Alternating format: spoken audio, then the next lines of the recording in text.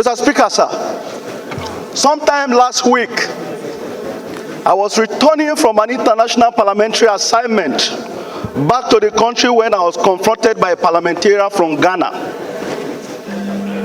At the airport in Accra, at the course of our discussion, I was confronted with a question emanating from the conduct or the position of one of my colleagues in this house last week, that new members of this parliament are not allowed to speak.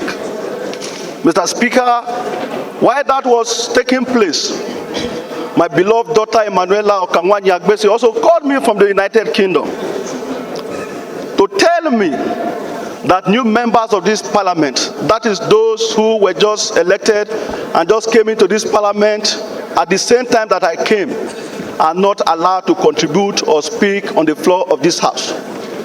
Still emanating from the comments made by one of my colleagues in this house.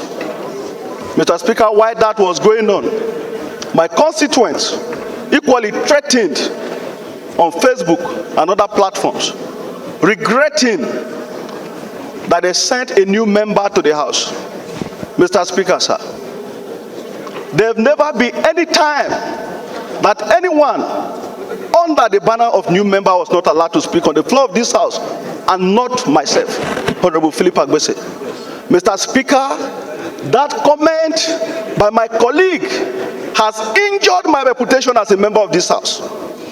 Mr. Speaker, I stand this morning that my privilege as a member of this house was breached, and I want to move that the member who made those comments be made to tender an all-reserved apology to Honorable Chief Dr. Philip Agbese and some of my colleagues who feel that they do not belong to that category.